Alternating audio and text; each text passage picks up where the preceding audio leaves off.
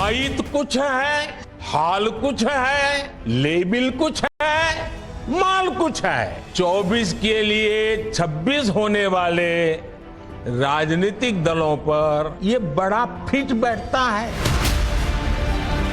आजाद भारत के इतिहास में ऐसा पहले कभी नहीं हुआ, नहीं हुआ, नहीं हुआ, नहीं हुआ। जब एक सीएम भी ट्रेसलेस हो गया, नॉट रीचेबल हो गया। ईडी वाले खोज रहे हैं सीएम सर कहाँ हैं? सीएम तो गायब है। सोचिए और समझिए कि क्या हाल हो गया है। दरअसल करप्शन पर ताबड़तोड़ एक्शन के बाद इस देश में नेताओं की एक पूरी फौज ईडी के सामने ईडी दफ्तर में पंचकोसी जैसी परिक्रमा कर रही है। किसी की भावना आहत ना हो उसके लिए पहले ही क्षमा करें, लेकिन हालात बेहद नाजुक हैं और इसीलिए विशेषण भी नाजुक इस्तेमाल करने पड़े। एक सीएम घंटों नॉट रीचेबल रहा और 2 सीएम ईडी से जूझ रहे हैं। तस्वीरें देखिए, पटना का ईडी ऑफिस है और दूसरा दिल्ली का ईडी का दफ्तर। पटना में लालू जी से पूछताछ और दिल्ली में हुड्डा जी से पूछताछ। एक सीएम साहब तो गायब ही हो गए, अगले सीएम साहब का नंबर लगा हुआ है। सर जी का कलेजा बैठा जा रहा होगा ये सब देखकर, लेकिन फिर भी सर जी शायद भागने भूगने की गलती ना ही करें। लेकिन क्या होगा ये तो ईडी वाले जाने, नहीं तो राम लला। फिलहाल आप पटना की तस्वीरें देखिए, चीख पुकार मची है।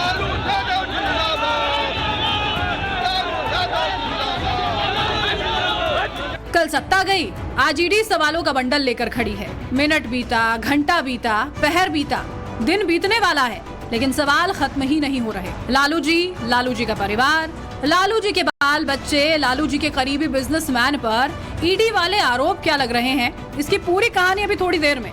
लेकिन पहले कल तक हरियाणा की आन बान और शान जाट नेता भूपेंद्र सिंह हुड्डा को ईडी स्कैन क्यों कर रही है वो जान लीजिए।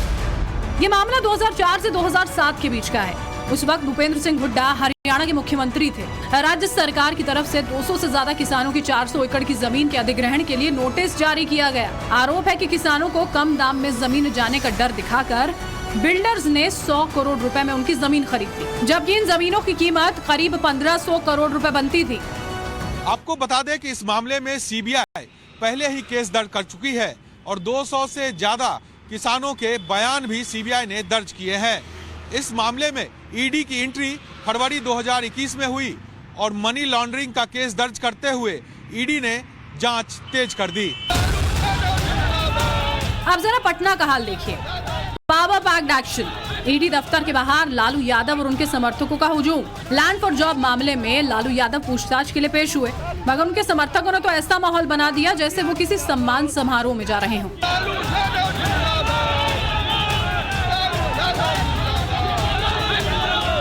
हद तो तब हो गई जब भीड़ में शामिल कुछ लोगों ने ईडी दफ्तर के गेट पर मौजूद सुरक्षा कर्मियों से धक्का मुक्की शुरू कर दी।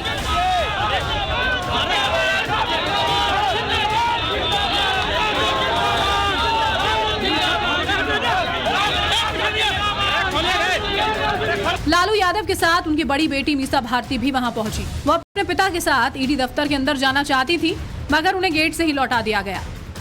काफी सारी बीमारियों से ग्रसित हैं, किडनी ट्रांसप्लांट करा के आए हैं, जो इतने लंबे समय तक वो बैठ भी नहीं पाते हैं, बार बार उनको वॉशरूम जाना होता है। अब किस तरह से अंदर वो मैनेज कर रहे हैं, क्या कर रहे हैं, मैंने अंदर एक बार उनसे बात करने की कोशिश की थी, बट मुझे अनुमति नहीं मिली। आपको पूरी कहानी विस्तार से बताएंगे, मगर पहले आप ये समझ लीजिए कि जिस लैंड फॉर जॉब घोटाले में लालू यादव की पेशी हुई, आखिर वो मामला है क्या। दरअसल सीबीआई का आरोप है कि 2004 से 2009 तक जब लालू यादव रेल मंत्री थे तो उस दौरान लैंड फॉर जॉब स्कैम किया गया।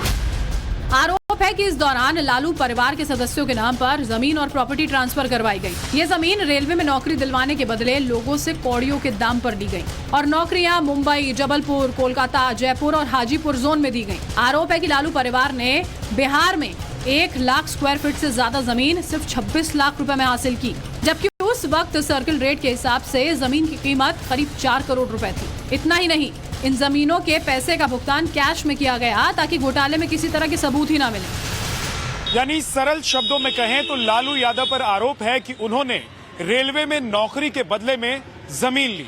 जब जांच हुई तो इस बड़े घोटाले का पता चला। पहले सीबीआई और उसके बाद ईडी की एंट्री इस मामले में हुई।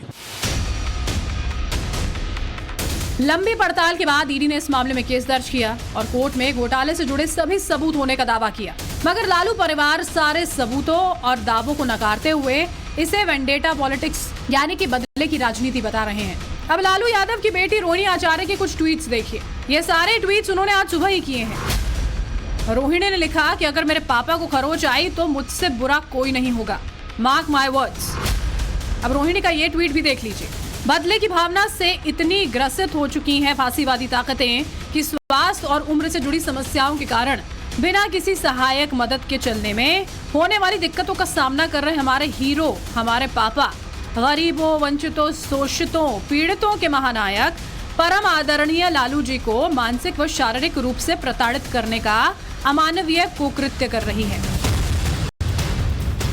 एक कहावत है कि झूठ के पांव नहीं होते, वो बस दौड़ता चला जाता है। कुछ दिन पहले लालू यादव की बैडमिंटन खेलती हुई ये तस्वीरें सामने आई थी। तस्वीरों में वो पूरी तरह से स्वस्थ भी दिख रहे हैं, मगर लालू यादव की बेटी उनके स्वास्थ्य को लेकर कुछ अलग ही बातें बोल रही हैं। इन बातों को छोड़ भी दें और मान भी लें कि लालू यादव बेकसूर हैं, तो फिर कानूनी प्रक्रिया का सामना करने से डर कैसा? हालांकि जब जब लालू परिवार पर जांच एजेंसियों का शिकंजा कसा है, तब तब अक्सर इसी तरह की बयानबाजी होती रही है। देश की जनता जानती है ये भ्रष्टाचारी लोग हैं, भ्रष्टाचार इनके लिए गहना है। लेकिन मैं जरूर ये आग्रह करूंगा तेजस्वी यादव जी से कि उनको ये मैकेनिज्म बिहार की जनता को बताना चाहिए कि 1.5 साल की उम्र में करोड़पति कैसे बना। लालू फैमिली के बाद ईडी के शिकंजे में फंसे झारखंड के सीएम हेमंत सोरेन के बारे में भी थोड़ी बात कर ही ली जाए। आज सुबह दिल्ली में ईडी के अधिकारी हेमंत सोरेन के घर पर पूछताछ के लिए पहुंचे, लेकिन सोरेन वहां नजर ही नहीं आए। फिर ईडी ने हेमंत सोरेन के ड्राइवर से उनके बारे में पूछा, मगर वो भी कहाँ कुछ बोलने वाला था। अरविंदर जी, आप हेमंत सोरेन के ड्राइवर हैं, आप यहाँ पर क्या पता लगाए? अंदर हैं? मैं ड्यूटी में नहीं था, कल भी नहीं था। तो अभी क्या करने आए यहाँ पर आप? घर पे आए हैं। ये कौन है? ये ईडी वाले हैं।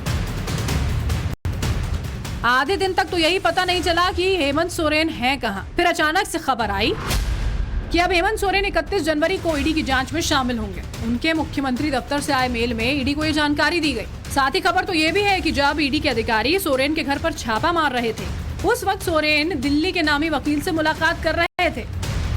और माना जा रहा है कि ये मुलाकात भी इसी मामले को लेकर है। अगर हेमंत सोरेन पर ईडी का शिकंजा कसा तो उन्हें लंबी कानूनी लड़ाई का सामना करना पड़ सकता है। इसलिए एहतियात के तौर पर पहले ही वो अपने लिए किसी काबिल वकील को नियुक्त करना चाहते हैं। हेमंत सोरेन से झारखंड भूमि घोटाला केस में पूछताछ हो रही है। दरअसल ईडी ने रांची में सेना के कब्जे वाली 4.5 एकड़ जमीन की अवैध खरीद फरोख्त का खुलासा किया था। इस मामले में सबसे पहले रांची के राजस्व उप निरीक्षक भानु प्रताप को गिरफ्तार किया गया था। उनके पास से जो दस्तावेज मिले, उनकी बारीकी से जांच की गई और फिर ये कड़ियां हेमंत सोरेन तक पहुंची। इस मामले में ईडी हेमंत सोरेन को 10 बार समन भेज चुकी है। पहला समन पिछले साल 8 अगस्त को भेजा गया था। उसके बाद लगातार 10 बार समन भेजे गए, मगर हेमंत सोरेन ईडी के सामने पेश ही नहीं हुए और अब उनकी तरफ से पेशी के लिए 31 जनवरी की तारीख दी गई है। एक आदिवासी, एक युवा मुख्यमंत्री को परेशान करने के लिए आप जहां जहां वो जाएंगे वहां पीछे जाएंगे। आप जो नैरेटिव सेट कर रहे हैं, आप झारखंड के अस्मिता के साथ खिलवाड़ करना चाह रहे हैं, झारखंडियों के हक और अधिकार को छीनने की कोशिश कर रहे हैं। तो कुल मिलाकर ईडी की टीमें सुपरसोनिक स्पीड से अपने काम में जुटी दिख रही हैं। भ्रष्टाचारियों पर शिकंजा कसने की पूरी तैयारी है। प्रधानमंत्री मोदी भी करप्शन पर जीरो टॉलरेंस की कई बार बात कह चुके हैं, फिर चाहे वो संसद में हो या फिर लाल किले पर। भ्रष्टाचार से मुक्ति, भ्रष्टाचार के खिलाफ जंग हर इकाई में, हर क्षेत्र में। और मैं देशवासियों, मेरे प्रिय परिवारजनों, ये मोदी के जीवन का कमिटमेंट है। ये मेरे व्यक्तित्व का एक कमिटमेंट है कि मैं भ्रष्टाचार के खिलाफ लड़ाई लड़ता रहूंगा। अब सरजी भी थोड़ा घबराए हुए हैं। उन्हें भी ईडी कई बार पूछताछ के लिए बुला चुकी है, मगर अभी तक वो जांच में शामिल नहीं हुए। ये मामला दिल्ली के शराब घोटाले का है, वही घोटाला जिसके आरोप में मनीष सिसोदिया जेल में है। आम आदमी पार्टी के सांसद संजय सिंह भी जेल में है। अब सरजी से पूछताछ हुई है। इस मामले में सीबीआई और ईडी दोनों एजेंसियां जांच कर रही हैं। दिल्ली के सीएम अरविंद केजरीवाल को ईडी की तरफ से 4 बार समन भेजा जा चुका है। मगर हर बार किसी न किसी बहाने से केजरीवाल जांच में शामिल होने से बच रहे हैं। हो सकता है कि सरजी को गिरफ्तारी का डर सता रहा हो, क्योंकि संजय सिंह को भी इस मामले में पूछताछ के बाद गिरफ्तार कर लिया गया था। अब एक और जरूरी बात, विपक्ष अक्सर यह आरोप लगाता है कि सरकार राजनीतिक बदले के लिए ईडी का इस्तेमाल करती है, मगर एक बार ईडी के कन्विक्शन रेट पर भी नजर डालते हैं। ईडी ने 2023 में ये डेटा जारी किया था, जिसके मुताबिक जनप्रतिनिधियों के खिलाफ सिर्फ 3% मामले ईडी के पास दर्ज हैं, जिनमें उन्हें आरोपी बनाया गया है। जनवरी 2023 तक ऐसे 25 मामलों का ट्रायल पूरा हो चुका था और इन 25 में से 24 मामलों में आरोप सही साबित हुए थे, जिसके आधार पर ईडी ने दावा किया कि उनका कन्विक्शन रेट 96% के करीब है। मतलब साफ है, अगर करप्शन किया है तो देर सवेर ईडी तक बात पहुंच ही जाएगी और ईडी को पता चला तो फिर जेल जाना तय है। इसीलिए एक बड़े खेमे में खलबली है। जिस वक्त उस खेमे को लोकसभा चुनाव की तैयारियों में जुटना था, उस वक्त उसके नेता या तो नॉट रीचेबल हो जा रहे हैं या फिर ईडी दफ्तरों के चक्कर काट रहे हैं। Bureau report, times now, Navbharat.